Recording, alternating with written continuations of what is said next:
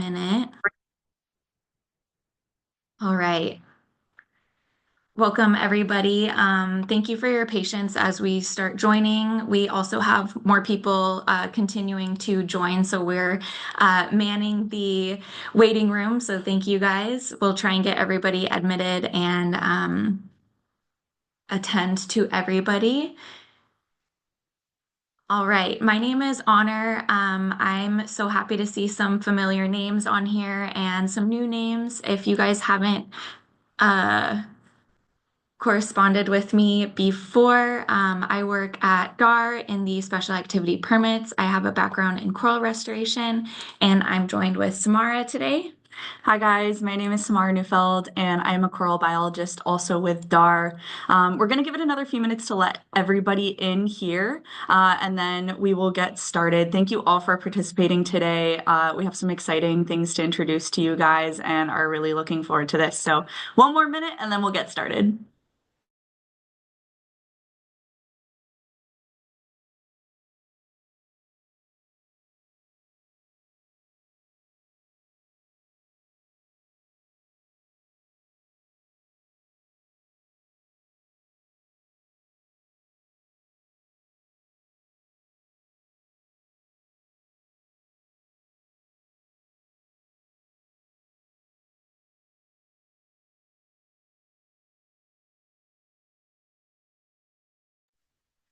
All right, thank you everybody and let's get started. So, next slide. There we go. All right, today we are going to provide some information about special activity permits, primarily within the context of coral restoration. We will review the background and development of the Coral Restoration Framework tool, and then we will also provide some supporting documents and some background on them. And then we have ensured that there's plenty of time for questions at the end. Please, if you guys didn't join during our first little info session, please keep yourselves on mute because we are recording this session. And then once our presentation has ended, we will take ourselves off the recording and people are welcome to come off mute and come into the chat and we will try and answer any questions that arise. Corals hold great cultural, ecological, and economic significance, providing Hawaii with its people a wide array of invaluable benefits. They serve as natural barriers, reducing wave energy and protecting our coastlines from powerful swell events. They offer abundant recreational activities, sustain our local fisheries that help feed our families, and contribute deeply to our cultural and ecological well-being. Due to its importance, coral is a protected resource, and coral reefs are managed in trust by the state for the benefit of all its citizens. Because coral is a protected natural resource, in order to conduct reef restoration activities, a special activity permit or SAP must be obtained from DAR. SAPs are issued for the purposes of research, education, propagation, and management, and to work with regulated species such as coral in regulated areas and or to use regulated gear. Additionally, SAPs can exempt projects from obtaining an environmental assessment or an environmental impact statement, but this is subject to the scope and activities within each project. Just a note, oftentimes projects seeking to conduct coral restoration will require additional permits from other agencies or jurisdictions. It is the responsibility of the applicant or permittee to obtain all necessary approvals and ensure compliance with relevant state, county, and federal laws. To enhance transparency around the SAP process, we wanted to provide a clear overview of how applications are received and reviewed. This process begins when we receive a complete SAP application. Typically, applications are submitted through an online portal. However, due to recent system limitations, we have been temporarily accepting applications via email. However, starting on May 1st, we will begin accepting applications through a temporary Google form until the new application portal is launched, hopefully by summer. Once an application is received, our team conducts an initial review of all submitted materials. We then begin drafting an SAP, a process that may involve follow-up communication with the applicant, possibly for clarification or more details or adjustment for some activities. We may also consult with DAR biologists or subject matter experts to evaluate specific aspects of the proposed activities. After the draft is completed, it is sent to the applicant for review and signature. Upon receiving the signed draft, we move forward with the final steps for approval by the Department of Land and Natural Resources, or DLNR. Please note that from the time we receive a complete application, SAP issuance can take a minimum of 30 days. Depending on the complexity of the project and the volume of applications being processed, processing times may take several months. So every year we receive a growing number of permit applications from community members, organizations, agencies, and research institutions that are seeking to conduct coral restoration activities. And many existing projects renewing their permits annually are also looking to expand. So requesting larger number of corals, introducing new restoration methods, or adding additional sites. Our special activity permit program and team have previously lacked the capacity to effectively evaluate and process these permits involving complex requests, large-scale initiatives, or emerging and experimental techniques. And so the solution was to develop a permitting framework, which was tailored specifically for coral restoration, which aims at enhancing both transparency and efficiency. This framework is designed to be robust enough to ensure responsible stewardship of state resources while remaining flexible and accessible to support innovation and the broader community's engagement. So with this framework in place, the DAR SAP team will receive applications that are standardized, complete, and easier to evaluate, which streamlines the review and permitting process. So to our knowledge, there is no other permitting framework in the world specially designed for coral restoration, which meant we had no existing models or documentation to draw from. In 2019, recognizing the growing interest in coral restoration from our stakeholders, DAR initiated the planning process for a tailored permitting framework. By 2020, the project team had formed advisory groups composed of representatives from academic institutions, state and federal agencies, and community organizations. And these groups helped gather foundational documentation and began shaping the framework's tools and mechanics. In mid-2022, we held our first workshop with DAR staff and the Scientific Advisory Board to further refine the approach.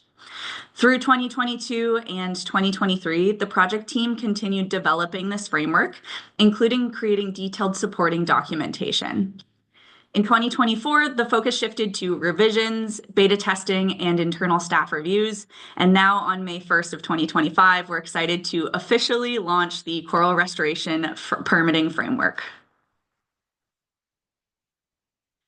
And so we want to extend our very heartfelt thanks to all those who contributed their time, expertise, and insights through the development of this framework.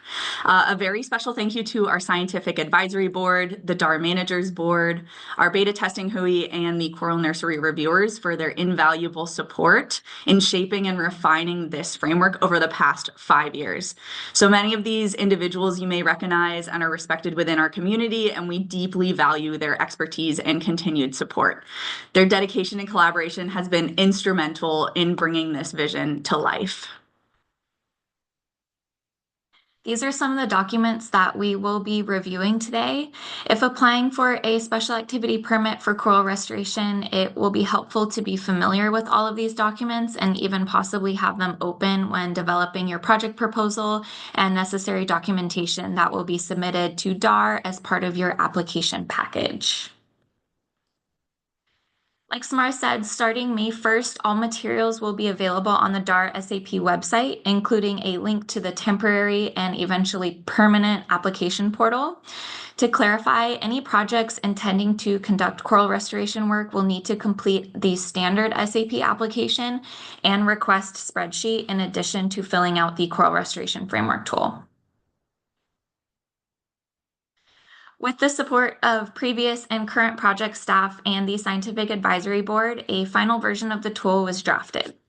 It includes a true or false form where true statements, along with a thorough SAP application, will require a less rigorous review, and false or blank statements are further reviewed. In such cases, applicants are required to provide a justification, which will be evaluated to determine whether it warrants quick approval or a more in-depth assessment. For example, one of the statements says restoration work will not take place in a regulated area. If an applicant leaves that space blank, indicating the statement is false and their project is not aligned with that statement, they would provide a justification as to why their work needs to be conducted in a regulated area. Depending on the justification, it could be quickly approved or might need further review or consultation. Our intent is to minimize prolonged communication between our team and SAP holders or applicants, to standardize permits to the greatest extent possible, receive complete applications from the beginning, and increase transparency on both ends. We also recognize that some projects may overlap across restoration, mitigation, and research. For projects involving coral, an SAP will be required regardless of the project type. In such cases, we will collaborate with applicants to determine the most appropriate application pathway based on the project's goals and objectives. The first section of the tool focuses on the project proposal, ensuring an applicant clearly states the goals and objectives for their project or projects. We also request that applicants provide a project timeline, including anticipated monitoring periods, as well as a financial plan. These documents do not need to be fully developed at this stage. They should demonstrate that careful consideration has been given to both the long-term planning and resources needs of this project.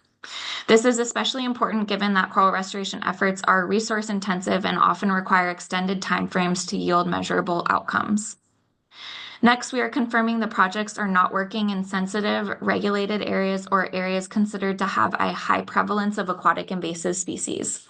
Again, if a project wants to work in these areas, a space next to the statement will be left blank, and a justification must be provided in the space provided below that section. The next section focuses on a project's administrative plan, which primarily focuses on the permittee or scientific team lead. These do not have to be the same person for any project, but whoever is leading their coral restoration activities must demonstrate they have experience conducting relevant work, as well as acknowledging they are responsible for the compliance of all working parties under their permit, which can include volunteers, staff, community members, interns, etc. As an example, the form will likely look something like this. All statements that align with the proposed project will be checked true, while any statements that do not align with the project are left blank, and a justification must be provided in the space below. Okay, moving on to the restoration plan, and this is the bulk of what will go into coral restoration permit applications. So the restoration plan is a comprehensive summary of activities to be conducted by permittee and authorized assistants throughout the project. And it should be structured around the DAR SAP framework form and include justifications for the areas where further review will be required. So first, collection is defined as any act where a coral organism, adult or juvenile, is removed from its original place in the state of Hawaii. So in the coral collection plan, the project will include site photos and maps, and photo documentation of all or at least a subset of 30 coral per collection site, including photos before, during, and after collection. Applicants should be aware of recommended coral size limits, so nothing larger than 1 meter in diameter is collected. Collection will not include rare coral species, and we have all rare species listed in the appendix of the supporting guidelines. Applicants will avoid collecting during high-risk months, so June through November, for bleaching susceptibility. The proposal also includes an aquatic invasive species mitigation plan that addresses disinfecting, cleaning, and drying of all gear and equipment between collection areas. We want applicants to ideally target corals of opportunity, which are colonies or fragments of coral that have naturally or unnaturally been dislodged or unattached from the substrate. But we recognize that this might not be possible for all projects and provide information on collecting from man-made structures or the natural reef in our guidelines. Regardless of the method of collection, applicants will aim to collect less than 20% of the population for a given species at each site. If the project has an ex situ or land-based nursery phase, the application will include a detailed quarantine and acclimation procedure. We also want to know that the project is not using any physiological interventions like probiotics, phage therapy, or antibiotics, or any genetic manipulation, such as genetically modified corals, selective breeding or collection, assisted migration, or cryopreservation. If a project does plan to use these methods in their restoration, they can justify that in the tool, but these methods are not currently viewed as kind of the standard baseline for coral restoration and are rather viewed as more experimental restoration. Project has an in situ or in-water nursery phase, the application will once again include a detailed quarantine and acclimation procedure. The placement of any underwater structure needs a valid OCCL permit, either already obtained or the applicant should show evidence of the permit being in progress, and you can attach your OCCL permit to the application itself. The application will include plans for the structure placement, any long-term maintenance and removal plans, and a hurricane and large storm plan. And again, we want to know that the project is not using any physiological interventions or genetic manipulation. Planting of coral specimens falls into 4 methodologies. So there's transplanting, reattachment, outplanting, and larval seeding. So the applicant will include a plan for the method of transport that minimizes coral stress. The project will not transport coral between watersheds, between islands, or outside of the Hawaiian Islands.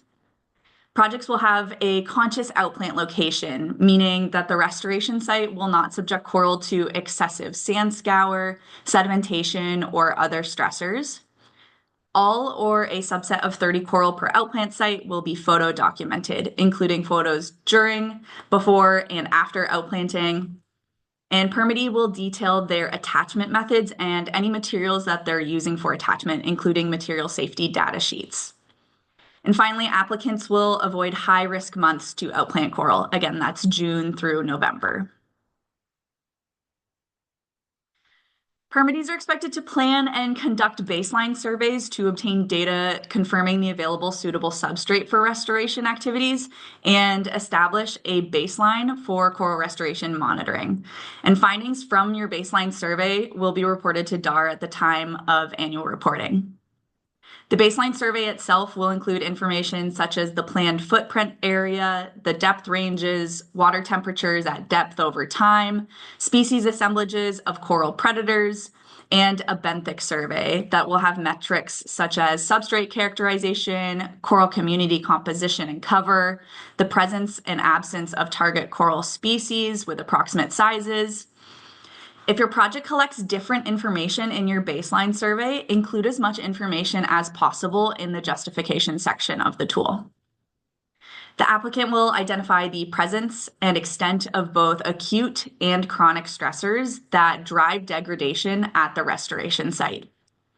Applicants will have a monitoring plan for the restoration site and for individual coral outplants.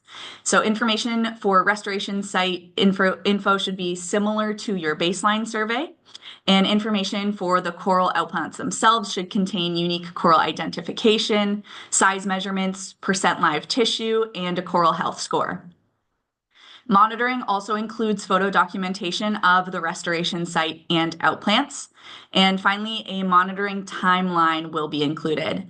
So monitoring will take place at the time of outplanting, 1 week post outplanting for pilot projects only, and then at 1 month, 3 month, 1 year, 2 year, and 3 year intervals. We recognize that coral restoration is often a multi-year undertaking, and although the SAP is only issued for 1 year at a time, we can ask for long-term monitoring past the expiration of your permit. If your project collects different data in your monitoring plan or you monitor an alternate timeline, please include that in the justification for this section. And I see questions coming in the chat. We'll answer those at the end. Thanks, everyone. Okay, coral restoration aims to enhance coral reef resources. So projects are expected to collect data on survivorship of coral at various stages of the restoration process. The application will have a detailed methodology for measuring your project's success. So this will look different for every project, but we want you to be able to identify what is feasible for your work and how you will track your project's success and failures. Applications will include performance measures relevant to your project goals and objectives, but should at least include percent survivorship and percent live coral cover at those monitoring time intervals. If you plan to include other performance measures, please just include them in the justification section. Applicants should be prepared to collect sufficient data to measure your success. And finally, the applicant will submit an annual report, which is due either 30 days prior to the expiration of your permit if you want a renewal, or 90 days post-expiration. All right, all special activity permit holders must submit an annual report. This includes submitting a reporting spreadsheet, which is a quantitative look at what your project completed, how many regulated organisms were collected and where, such as if they were collected or manipulated in regulated areas. Also, the project narrative. This information captures what the reporting spreadsheet cannot. It elaborates on the objective of the project or research, what was conducted, lessons learned, community engagement, significance findings or observations, etc. Any data or relevant publication or reports would be great if people would include those, and photo documentation of organisms and methodology, as well as signature pages for all working under the permit. For coral restoration permits, we're requiring additional reporting material be made available to DAR, including additional photo documentation, baseline survey findings, monitoring results, and evaluation of performance as it relates to the project's restoration goals and objectives. If you're seeking a renewal and anticipating major changes such as increased take, new locations, or new methodologies, please communicate with our SAP team early so we can work together to ensure that your project, if seeking a renewal, can continue its work. While we are not the enforcement agency that is DoCare, we act on behalf of the state of Hawaii and its public trust responsibilities. These annual reports help ensure that permitted activities are conducted responsibly and transparently, and that Hawaii's natural resources are managed in the public's best interest. The next three documents that we will review are supporting materials provided to help applicants prepare a thorough and complete SAP application for coral restoration. The guidelines for coral restoration special activity permit applications is a 61-page reference document designed to supplement the tool. It offers additional context, clarification, and practical tips related to each section of the tool. Please note that this is not an instructional guide on how to conduct coral restoration. Rather, it serves as a companion resource to help applicants navigating the tool and ensures their application is as comprehensive as possible. Here is a side-by-side view of the tool and the accompanying guidelines. The guidelines are structured to mirror each section of the tool, offering tailored explanations, clarifications, and helpful resources to guide applicants through the process. For example, if the tool asks information on monitoring strategies, the guideline provides insights into what constitutes an effective monitoring plan, common approaches, and example of acceptable metrics. This alignment ensures applicants understand what is being asked and why, helping reduce ambiguity. Ultimately, the guidelines are intended to help applicants submit well-prepared proposals that reduce the need for follow-up questions and enable DAR to process applications more efficiently and effectively. The guideline appendices have additional supporting information such as spawning events or other office or agency contacts that might be relevant to projects. We've also developed a standalone document outlining the standard permit conditions for coral restoration. These conditions were previously embedded within each issued special activity permit for coral restoration projects, but going forward, they will be included as the first appendix for all SAPs for coral restoration and available as a separate document totally. This change enhances transparency for both permit holders and applicants, as the conditions can now be shared in advance for review, minimizing communication while trying to process permits. Providing this document early in the process will help ensure greater understanding and compliance with permit requirements. If for any reason a project cannot comply with one of the standard permit conditions, it is brought up early in the SAP development and addressed with their team and our team. We have also created a frequently asked questions document and a pre-application guide for SAP applicants. This is relevant for coral restoration projects as well as all SAPs, and it outlines things applicants should know before applying, including a yes/no if they even need a special activity permit, helpful information for filling out their application, like processing times and who to contact for other permits that they possibly might need, and things to know once they have their permit, like potential sampling moratoriums that DAR may issue and annual reporting requirements.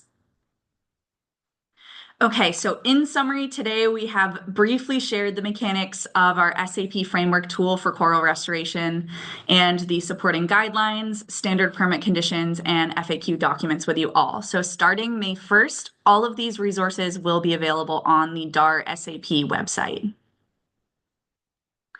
A complete coral restoration application submitted to our permitting team should include these following components. So first, the special activity permit application submitted through the designated portal.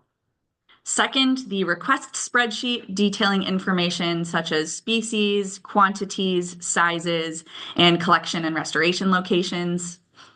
Third is the completed SAP framework tool for coral restoration. And fourth is the previous year's annual report, if that is applicable to your project. And this can be submitted separately, but is required within 30 days of renewal date for the application to be considered complete. And so some key takeaways from our session today. First being plan ahead.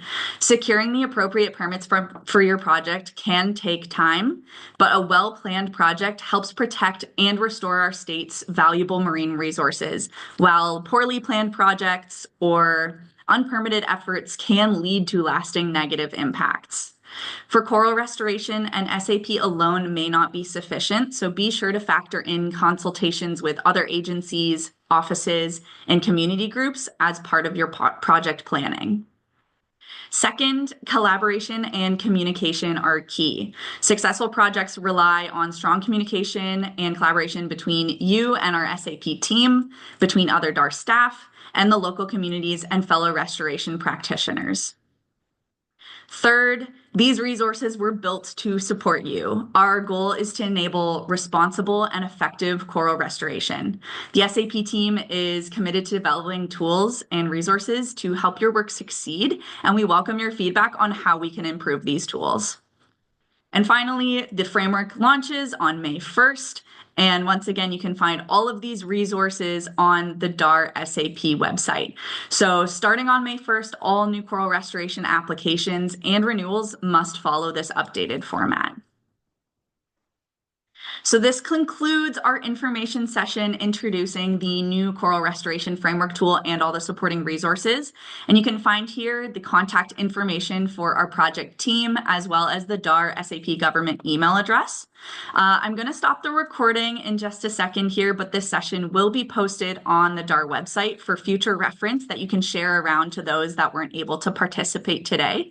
And we will have some time for questions. So feel free to raise your hand or drop your question in the chat. We'll actually address the chat questions first, but please introduce yourself and the organization you are representing or affiliated with. And then we will compile questions from today's session into our FAQ document, which will also be available on the website. So thank you all for joining us. Let me stop our recording, and then the floor will be open for questions.